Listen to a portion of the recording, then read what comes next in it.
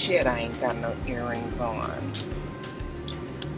You guys, anytime I don't have my jewelry right, like if I don't have my rings or my earrings or my necklace, I already know the day gonna be fucked up. So you guys, just let me get through this small rant. Not in the best of moods. I know you guys hate when I am like this, and I don't even like to be this way, but you guys, it's just nothing. It's just all bad today. It's nothing good in the news, and it's the summertime, and my kids are, off school. And I mean, if you've been watching me any length of time, you guys know that I hate the summers in Atlanta. I don't like the weather in Atlanta during the summer, and the fact that my kids are up all fucking night. Listen, I try not to be the strict, rigid mother. I like to stick to schedules, definitely. When the kids are in school, my kids work hard, they get good grades. So when they have their summer vacation, I try to let them really have a summer vacation. I don't be on them about bedtimes. Let them pretty much do what they want. All I ask is for you to shut the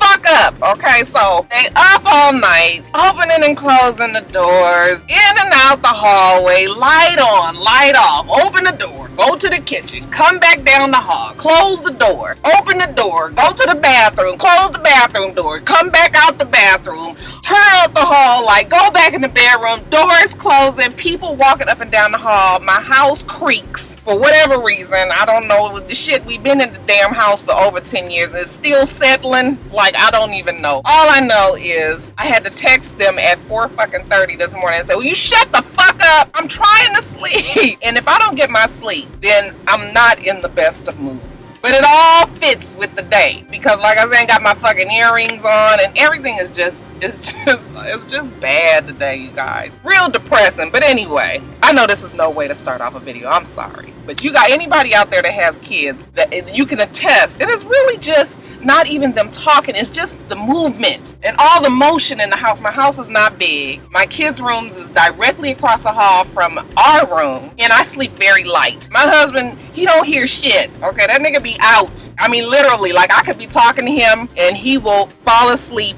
within a couple of minutes. Not even a couple of minutes. Like I will just finish a sentence and he'll just say, yeah, I know what you're saying.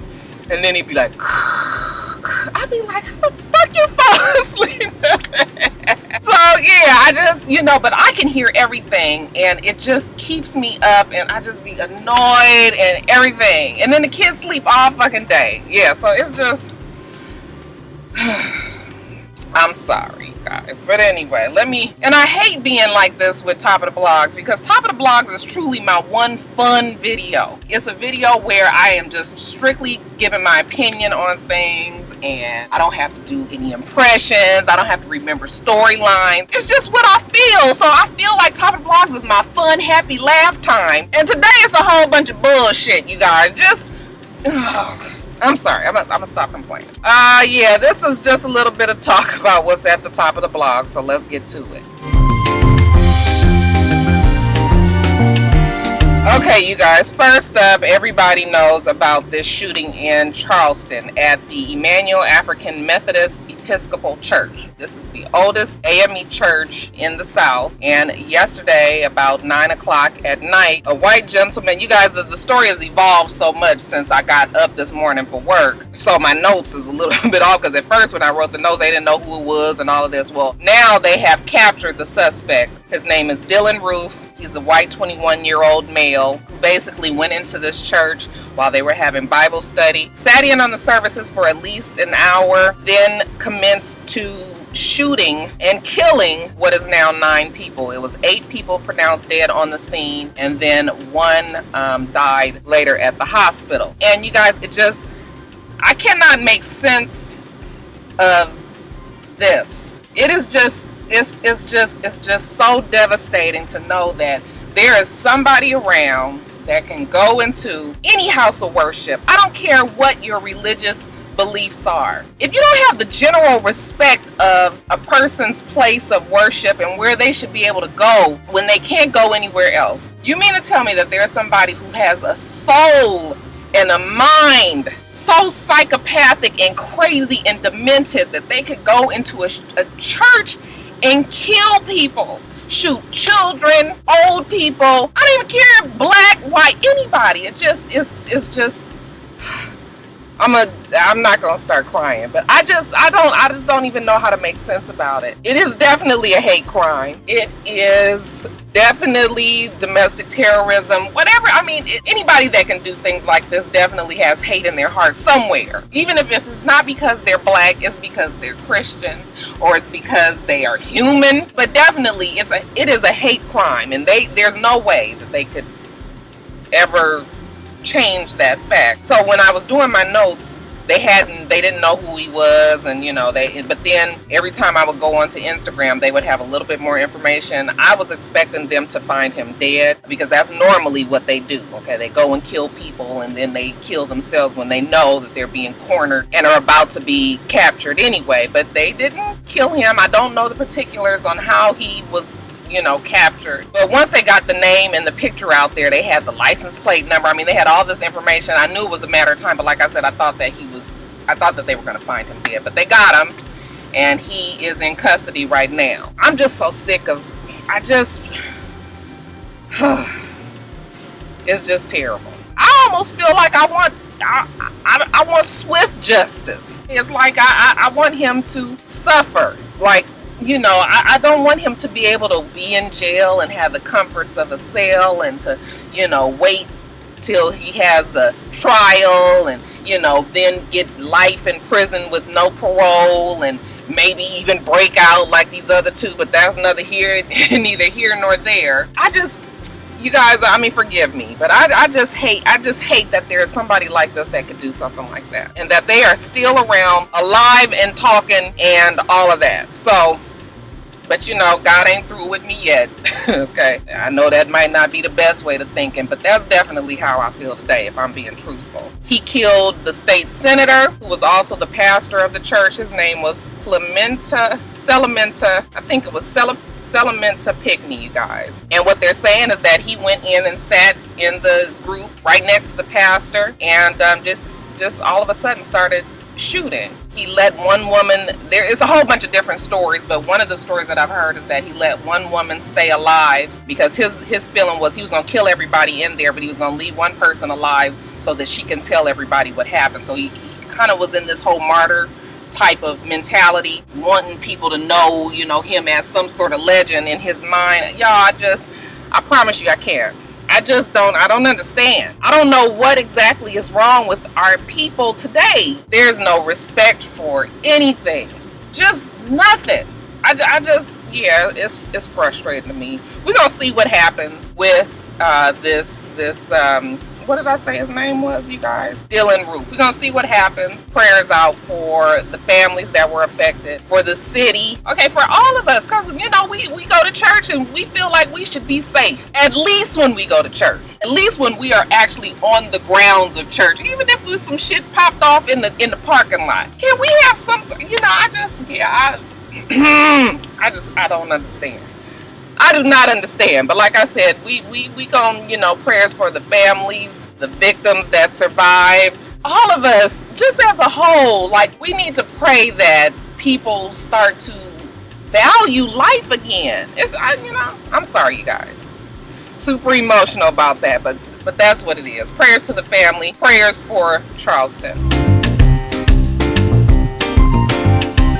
You guys, so this next story ain't too much more hopeful than the last one. There are tens of thousands of Haitians who are about to be forced out of the Dominican Republic because they are not considered legal citizens. And basically, the DR's foreign minister is saying that if you don't have paperwork to be here, you have got to go. I didn't know much about what was going on in the Dominican Republic. I saw that Kevin was watching this Black in Latin America. There's a series on Netflix that was done, and I watched it. One of the episodes is actually about the blacks or the Haitians, they're black anyway, but the Haitians in the Dominican Republic. Didn't know the story, but I got a good understanding of what's going on there now. And you guys, I'm just giving you the glossed over top that I got from the episode. But basically, the Haitians and the Dominican Republic is separated by this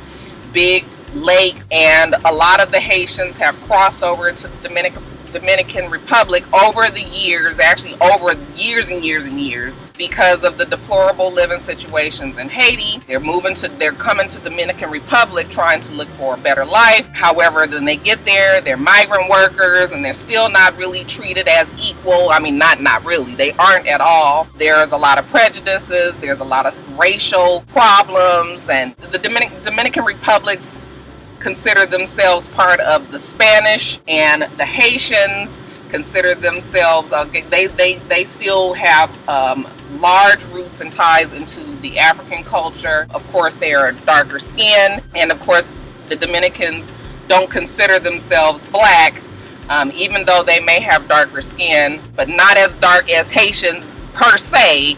And y'all, it's just a whole bunch of it's a whole bunch of all of this. And the racial problems have gone back damn near almost 100 years, when whoever their dictator was at the time had ordered all these Haitians killed. He was basically trying to just get rid of all of them. Didn't want none of the Haitians in his, in the DR. So, and I think that things came to a head once they had the earthquake in 2010. And when you guys see the video and just see the devastation in Haiti, it is like nothing. I mean, it looked like they just dropped bombs all over Haiti. I don't know how these people are living there, but people are still living there. I mean, they seem to be a very resilient group. And you make do with whatever you have. I mean, that's what makes people people. I mean, you adjust to whatever it is, but the way that these people are living is just terrible. So after the earthquake in 2010, they all came across this water and been in the Dominican Republic, and there's been a whole bunch of them that have gone there, and a lot of them are undocumented. They're saying that out of the 500,000 that they suspect are undocumented, 250 will probably be able to get their paperwork together to stay there, but the other 250,000 are probably going to have to go back. And they say 90% of these people have always lived in the Dominican Republic. They don't know anything about Haiti, don't know the language, not necessarily don't know the exact culture. Yeah, it's a mess. Kids that were born, that are Haitian, but born over in the Dominican Republic, not really sure what's going to happen with them, whether or not if their parents get deported, or the kid's going to be forced back over to you. It's just a mess. And when you watch the documentary, you can't help but think about the shit that black people have gone through with, the white folks here in the United States. But it is, when you look at the way the Haitians, I feel so bad for them, because I don't know what exactly the DR is expecting these people to do. What next? Like, what are these people supposed to do? Where are they supposed to go? They don't know the language, and they're not used to being there, and and they don't have jobs there, and it's just sad. It is just sad. So I think the deadline for these people to get their paperwork together has already passed. The government over there is saying that they're not going to do these mass deportations like everybody is thinking, and they're not going to just round everybody up like cattle and just be like taking them across the border. But the Haitians feel like that's exactly what will happen. It is a sad day, you guys. It is just sad. I mean the times right now. It's hard to be hopeful when shit like this goes on. But yeah, so that was supposed to be my one serious story before we even got to before I knew what was going on in Charleston. But again, prayers up for everybody over there in the Dominican Republic, these Haitians. I don't even know what to say. I do not know what to say, but if you guys know anything more about it, if you guys are Dominican born or Haitians or whatever, I would like to hear your opinions on it. Definitely. Correct me where I'm wrong. Like I said, I'm not trying to say that I got the whole 411 down on what's going on over there, but I think that is the gist of what's happening. Very, very sad. Very sad situation. And then let's talk about this fucking Rachel Dolezal, okay? You guys, I'm telling you, I ain't never been so disappointed in black folks last week than after this story broke. I know we all have our opinions. We're all entitled to our opinions. But I just really couldn't understand how people were saying that they didn't see anything wrong with the things that Rachel had done. And even if you didn't necessarily feel bad about, feel upset about what she had done last week. Well, we've had a whole week of discovery. A lot of shit has gone down with Miss Rachel since then that I would really hope that you guys would readdress your feelings about this. So ever since that happened, I've learned a lot about race.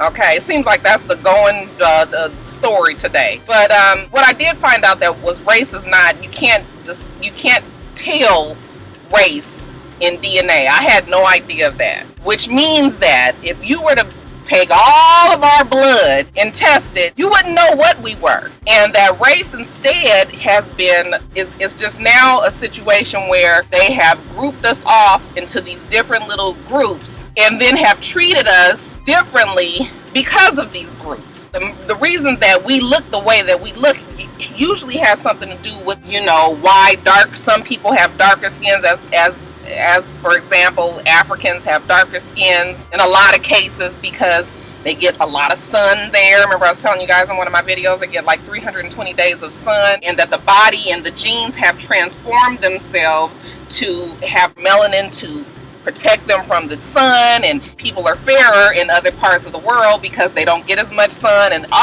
I read up a lot and I learned a lot this week about race. But even when I didn't know any of that shit, you guys, I just didn't understand, I didn't understand why people thought that it was okay for her to lie about it. I don't have a problem with any white person that wants to identify with any group. You do whatever is going to make you the happiest in your life. But I never feel like you should want to lie about whatever it is that you are. And my point that I was trying to make last week was she could have done all of these things even as a white woman and maybe even gotten more attention or more success because of the fact that it was a white person that was really championing the black struggle, really trying to be there. I don't have a problem with the lady being a loctician. I don't have a problem with the lady tanning. I don't have a problem with her hanging out with black people. I don't care if she picks up the jargon. I don't care about any of that. But don't lie. When you lie about things, it means that you have something to cover up. You're being deceitful. Even people didn't seem to have a problem with that. I was trying to explain to somebody last week that the reason why I feel like, Rachel was wrong is because I felt like it was a mask almost. It was something that she can take on and off that we as black women don't have the luxury of doing. And case in point, she tried to sue Howard University because she was trying to get a TA job there. And when she didn't get the job, she said that she was being discriminated against because she was a white pregnant female. And that's exactly what I mean. Now you all black and sister soldier and rah sis kumbah for the cause, but when you can use the fact that you're a white pregnant female because now you're not getting the job you want, now it's a whole totally different thing. Then if she would have won that lawsuit, which she didn't, but if she would have won that lawsuit, she would have got whatever it is that she wanted, some financial monies or whatever, and then she would have went right on back down to the hood with your black brothers and sisters and used that money as a black woman. Okay? Yeah, I just, that offends me as a black woman. And you guys know that I'm not easily offended. But when you use us, just for your gain, okay? And then let's talk about what she's done for the black people. What exactly has she done, really? I know she is the NAACP president chapter, and she goes around and she talks a lot and all of that, but that ain't changing my life over here. I'm just gonna keep it 100 for you. Okay, she's in Spokane, Washington. Maybe it's something bigger up there. I gotta talk to my cousins. Hey Adina girl, if you watching, I ain't talked to my cousin out here in so long, you guys. Anyway, they're from Seattle, Washington, but anyway, she may have made big differences out there, but yeah, it's just like, I'm sorry. I know I'm going to get a lot of comments about this because people were still going on. But if you watch that Matt Lauer interview and still feel like ain't nothing, the bitch is crazy. She's crazy. Now she's bisexual, and now she happened to read up on the Caitlyn Jenner story, and now she feels that she identifies so well with Caitlyn Jenner because she felt the same way being transracial. Bitch, we've been talking about Caitlyn Jenner for fucking 3-4 months. Okay, we didn't know his name till a couple of weeks ago, but we've been talking about Bruce Jenner's issues all this damn year. Okay, and yet and still, she just read up on the shit a couple of days ago, and now she feels so connected. You guys gave her that fucking story. You gave her that excuse. You gave her the reason to say now all of a sudden, you know, because everybody is coming up with this transracial shit. I don't care if you want to act like you black or whatever. I just want you to not lie about it. And I don't want you to use us. And that's all I'm saying. Okay, and I'm done with it. I am done talking about Rachel Zola. I'm just done with it.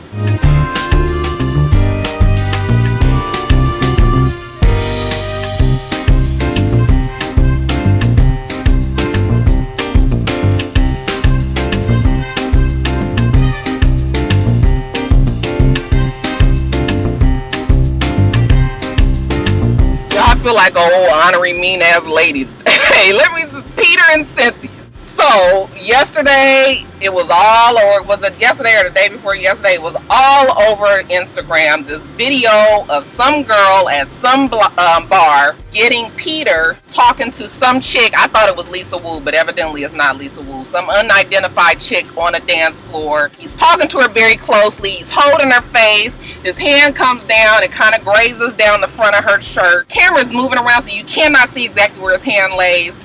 But I think we can all agree that he was probably too close. Okay, you all up in my personal. However, I didn't think that it was all that big of a deal because I felt like they were on a dance floor. They were talking. I have seen men grab somebody's face and turn it to the side. And I've seen everybody do, not necessarily just men, but men and women turn somebody's face to the side to talk to them. Yes, it is a little interesting that you bring your hand down like this, but the fact that people were saying that he was caught cheating and that Cynthia needed to divorce him, yeah, I thought that it was entirely taking it too far. I didn't think it was that big a deal. Yes, she probably could have a conversation with him about, nigga, why you running your hands like that, you know. But as far as everybody, I mean, you would think that they caught them fucking in a bed somewhere. But I'm sure I'm in the minority, okay? That next day, people sent me that video 100 fucking times. And I said basically what I put on Instagram, basically what I'm telling you guys now. I don't think that it was anything that we need to say he was cheating or that they needed to break up over. Yeah, okay, maybe he's being flirtatious. I'm going to give him that. But we all have said that Peter is flirtatious. Not giving him no excuses, but we've said that that's what he is. But, you know, so anyway, it was getting bigger and bigger and bigger and bigger. Finally, Peter came out, apologized to his wife, said wasn't the way it looked. Okay, he knew that it looked crazy. He apologized to his wife, his kids, and then the next day, so yesterday, yeah, so that was the day before yesterday. Yesterday, Cynthia went on the radio out here and said that, you know, she also thought that it was inappropriate that, you know, she spoke to him, but it was nothing that they were going to break up over or get a divorce, and he wasn't necessarily cheating and all of that. So, I mean, if you guys all say that that's what it is, then that's what you think. I mean, you know, I feel now everybody is saying that they think that Peter and Cynthia are using this to maybe get a storyline on Real Housewives of Atlanta because they are threatening to be on the chopping block. I feel like the pressure that everybody put on the both of them made them both have to come out and say something about it. But you guys, whatever. I just... They seem to have worked it out and, you know, are back to posting on Instagram like regular, and you guys have moved on to something else. But I just thought that it was, I mean, people were just so all over the story, and I think maybe because I'm a married person, and marriages are never easy. Shit is hard, and the longer that you're married, the more work it is. It becomes real about the work, and for just people to just be just all in it like that and just seem to be happy that you could possibly be fucking up a marriage right now, I just had a problem with it. I know I'm all in my feelings today, y'all. I'm gonna get my non-biased feel about life and shit next week back, but this week it was just disappointing to see that people was just so, you know, just so casually being like, you know, he got caught and Cynthia need to leave him and all this, you know. I'm over it. I'm over that one too. But y'all leave your comments below. Did you guys think that he definitely was cheating, or do you think that he was being maybe, you know, his normal flirtatious self? Did he get caught? Do you agree with me? Do you disagree? Leave it below.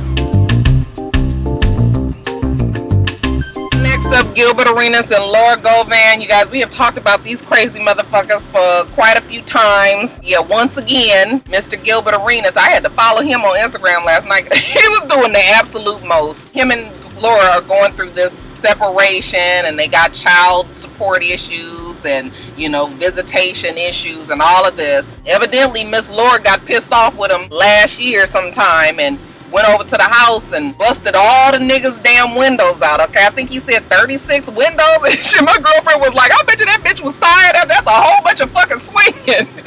Nigga was sore and shit the next day, but you know when you be pissed off, honey, you get all that, you get that mad strength. But, she busted all the windows out at the house and wreaked all this havoc, so in order to get her back, because you guys know that Laura doesn't work, she is a stay-at-home mom, and they've been together all these years, and that's what her big argument is. She should get, you know, spousal support, even though they weren't married, because she's been with him so long. But he went over there, and I guess he had bought her this Mercedes, y'all. He went over there with some fucking cinder blocks and just fucked the Mercedes all up, was throwing the damn cinder blocks through the window and all on the car. He was like, fuck, I will fuck my own shit up before I let you have it. Okay, so yeah, these two is definitely War of the Roses. And then the crazy thing about it is they probably gonna be back together after they didn't put us through all of this, okay? But we gonna just sit back and watch just for sheer entertainment's purposes. But I came with Gilbert and Laura. He seems to be real annoyed with the fact that she's just always so concerned about what everybody else's perception of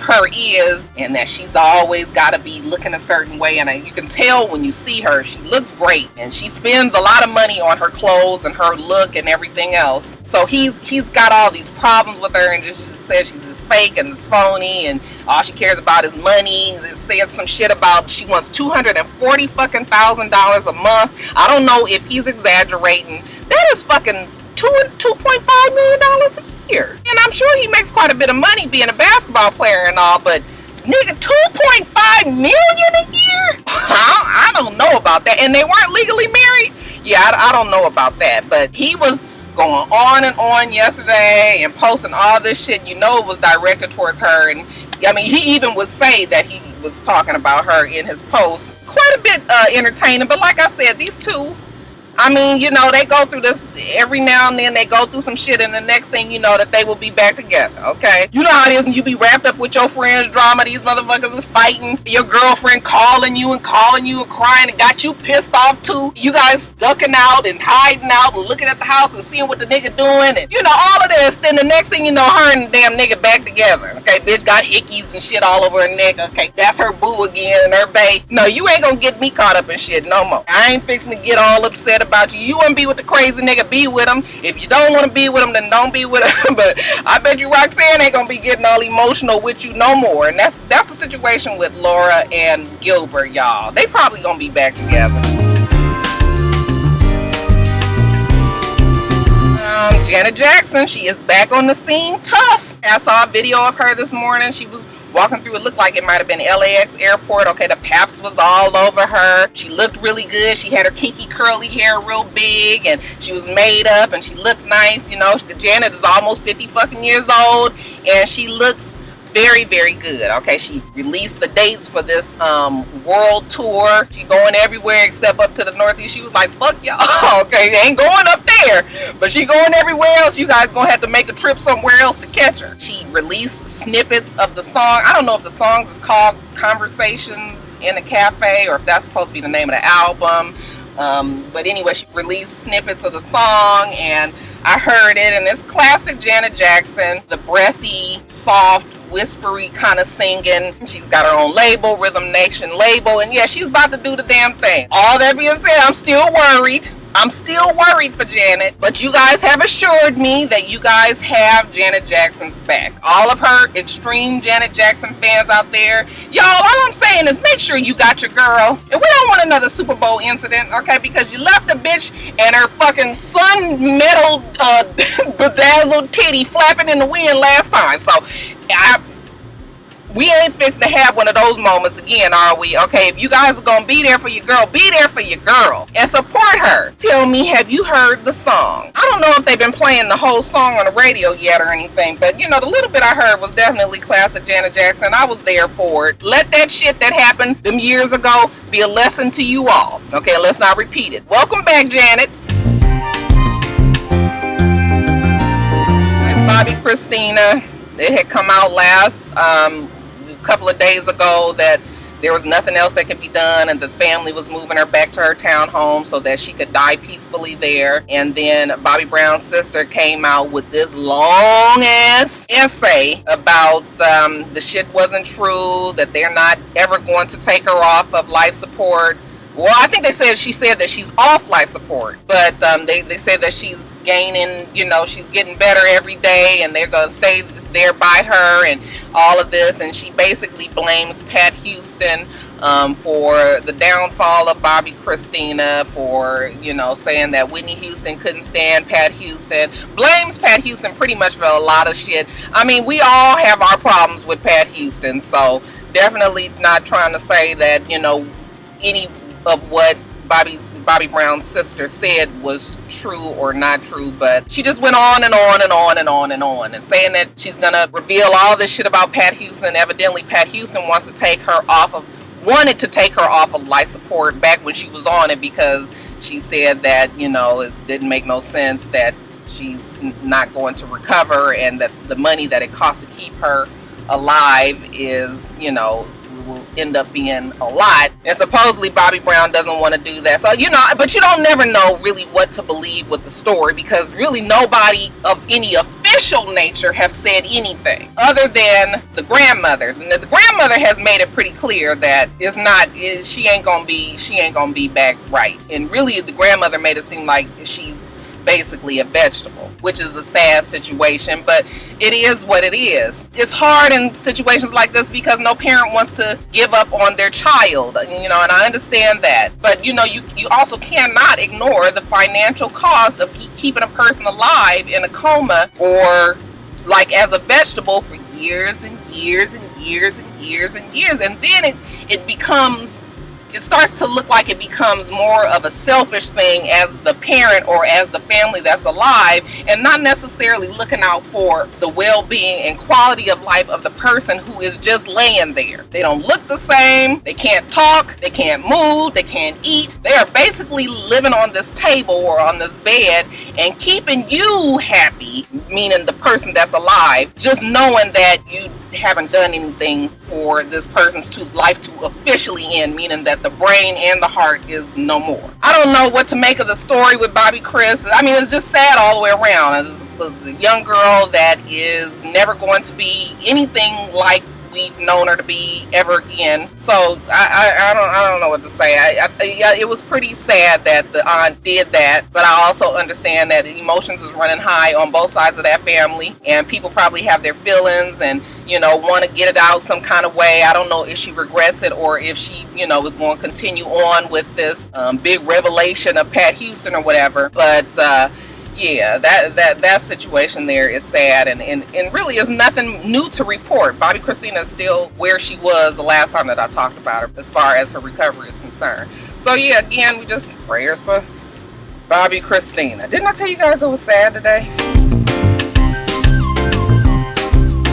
And then Tamar, you guys, Tamar with her regular shade throwing. Now, remember I told you guys, and I guess it was my last Top of the Blogs or 2 Top of the Blogs ago, when K. Michelle was saying that she didn't want to sing anymore because it weighs, W-A-Y-S, too heavy on her heart. She was saying that it's not people don't sing, it's no real singing anymore. I'm sure she was saying that in general terms, okay? Because we all say that too. We know that the R&B genre is pretty much down the tubes, and everything is fucking pop now, or hip hop. Fuck, if you blink your eyes, we gonna not have country music in a minute, because country is getting sucked into pop music as well. But so K. Michelle was just saying these things to her followers, people that were asking her questions and things, and for whatever reason, that damn Tamar Braxton, comes out and says, people say it ain't no real singers out there no more. Okay, honey, I'm doing all I can in this song, and Okay, basically throwing shade at K. Michelle and what K. Michelle said. Again, K. Michelle was not directing shit towards Tamar. For whatever reason, Tamar takes it upon herself to, what is it that we say, kids? Throw the stone, hide her hand. I can't even feel sorry for Tamar no more. I can't work it up in my system because I even felt a smidgen sorry for her when she was crying on her show and talking about being bullied and all of that. Because it's hard to be talked about by a nation. But what I'm saying is you bring the shit on yourself. And nobody is fucking thinking about Tamar when K. Michelle said that. But yet and still you reach out and say shit that brings attention to this beef again. Why do you do that? She is so fucking frustrated. And then of course when everybody starts to fuss at her about doing this, okay, then it's, I wasn't talking about nobody and I can say whatever I want to say on my Twitter and I can do this and I can do that and people are always trying to start drama and this. Yeah, we tired of that shit, Tamar. Nobody got fucking time to sit here and listen to you go off on people and then pull your hand back and say that's not what I meant. Okay, well that's what the fuck everybody thinks you meant. And if you got sense enough to know that you can't just say shit and people have, if everybody is interpreting something the same way, that's usually because that's what the fuck you meant. Everybody ain't gonna get the same message from it. I was so glad that K. Michelle really didn't come back for, because at this point K. Michelle doesn't need to even address shit with Tamar no more. Tamar does it to herself. She does it to herself. I thought it was the bigger person of K. Michelle not to really, even if she did say something, it wasn't big on the blogs. I didn't see. And honey, K. Michelle is living her life. She just bought this beautiful home and she's decorating it. And you know, she is doing whatever she is doing over there.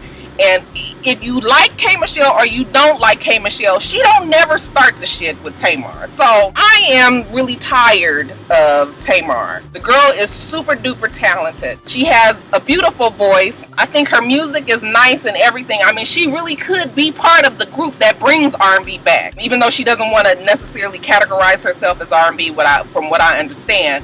But it ain't too many people that is doing what she's doing as far as her voice and being able to sing, but she make that shit so fucking hard because that's all you think about is all the mess that comes with Tamar. And when you have that kind of talent and you are constantly overshadowing your talent with this kind of nonsense, it's like you're never gonna be able to get to this next level. Okay, and so that's how I feel about Tamar until she learns. And you know, Tamar almost 40 fucking years old. Okay, I'm gonna tell you what, by the time I got to 40, Roxanne was pretty much hardwired the way that she is now. I'd still go through my, you know, I'm still trying to learn to change things that are not the most attractive about me, but for the most part, this is what I am at this point. So I don't know if Tamar is ever gonna change or she's gonna ever stop this kind of shit. But it's frustrating and it's foolishness, you know. So I want Tamar to get that shit together because that shit is dumb. Congratulations are in order to Rashida Frost from Love and Hip Hop ATL. After years and years of toiling with her Bossy website, she has now opened her store, Pressed. That is the name of it, in Phipps Mall out here in Atlanta, Georgia. Phipps is an upscale, very upscale mall in Buckhead. She did the damn thing, opened her store there. I was very impressed that she was, you know, that she's over there. I'm sure that rent got to be high as hell. I thought that she probably wouldn't been okay with a fucking kiosk at Lenox Mall, which is another one of the, you know, premier malls out here in Georgia. In Atlanta. But yeah, she evidently wanted to have her clothes and everything there. So congratulations are in order for Rashida. People always think that I don't like Rashida. I don't not like anybody that I talk about on any of my reviews. Like, I don't know these people personally and they ain't done shit to me. I have a problem with the fact that they sold their damn relationship out, you know, for a storyline on a show which we all know is fake. But Rashida the person, I don't have a problem with her. I think that is great. Y'all know she's a black woman. She got her store that she's been wanting for years and years, and you know, maybe it wasn't time for her to do it back then. Maybe now is the time. So good for her. We'll see how well this shit does. I looked at her clothes on her clothing line. They're not necessarily on the scale of the clothes because I mean it's a Nordstrom's in there, it's a Saks Fifth Avenue, and there's another high-end department store in there, and then you know it's all of these upscale stores in there. Stuart Weitzman and the Gucci store, and you know, so it's like all these type of stores there. And then she has her stuff from her Bossy line. So I don't know if the damn shit is going to get more expensive, or if she's going to change the quality of her clothes, or what. One thing you can say about Rashida is Rashida wears her clothes. These people, a lot of times when they have these boutiques and all of that, okay, they be all dressed to the nines and they designer shit, and then they trying to push this other bullshit off on on us, the buying consumer, you know. But Rashida does wear her stuff. I mean, like, every time you see her, she has her stuff on. So she is definitely walking advertising. She's such a beautiful woman, and she's such a cute little teeny tiny, and you know, she looks nice in her clothes and all, so she's a perfect person for it. But yeah, I think that it's a great thing, and hopefully it will do well. So you guys support your girl Rashida. She is in, again, Phipps Plaza. Phipps, I think it's split Phipps Plaza. Is it Phipps Plaza? Whatever it is, it's Phipps. And again, the name of the store is Pressed. The movie Chocolate City, it was released in theaters last week. I don't know what the confusion was, but it was released in theaters last week. And then it also aired on BET last Saturday. Jada and I just happened to go to my girlfriend Simone's house just to hang out. And she was like, girl, this movie came on. So we sat there and watched the bullshit and laughed. And I mean, you guys, it was classic BET movie. Very predictable. But entertaining enough. I don't get nothing out of strippers. I don't care if they black or white, okay? And every time you would go see the strippers and shit, you just be like, ooh. But you know, we sat there and laughed at the moves that they was making. Some was better than others. But yeah, I don't know exactly what exactly happened there. But maybe one of you guys can explain to me why a movie that was in theaters, I was watching it from the comfort of my girlfriend's living room Saturday night. Your girl Tina Knowles was looking good, honey, on the cover of the Ebony magazine. She has this full spread talking about, you know, how wonderful she feels at 61. She's sexy, she's beautiful, you know, she's just got married. She said her and Richard Lawson, honey, they wait till the weekends and they close all the blinds and they turn their air up real high, okay, and they get naked and they rub each other. You know, she was just like, you know, we having sex, we having us a good time, and it ain't good for her because sex doesn't have any time limit on it, okay? Shit might not go as smooth as it used to when you was a young buck, but yeah, making love is making love. I don't care if you are 16 or 60. So in this case, 61, yeah, she looked great. It's obvious that she's had work done, but it don't even matter at this point. She looks great. Her spread was great and made me proud to be a black woman. I am not mad at Miss Tina Knowles, or as Jamila calls it, Queen Mother Creole. And lastly, you guys, the eternal idiot, better known as Donald Trump, has entered his name in the race for presidency in 2016. My rock stars out there, I am really hoping that you guys are ashamed and not backing this fool. He is not good even for the Republican ticket, okay? Nobody has respect for Donald Trump. Donald Trump doesn't have any experience running anything governmental. Donald Trump is just rich. And a lot of times rich people think that they can just say whatever the fuck they want to say and get away with it. And Donald Trump is definitely that person. Shock value. Nobody takes him seriously. I want you Republicans to I want y'all to take care of Donald Trump, whichever way y'all gotta do it. I already know he gonna piss everybody off in these next couple of weeks with the shit that he's gonna say. We'll see if he does make it to the debates and all of that stuff, but whatever, you guys. I'm through. I'm telling you, this was not a good top of the blogs week, you guys. I'm sorry, but we gonna get it back together. I'm gonna get my damn sleep this weekend, and then I'll be back right. Let me get off of here, you guys. We do this every single week. Make sure that you rate, comment, and subscribe, and make sure you come back.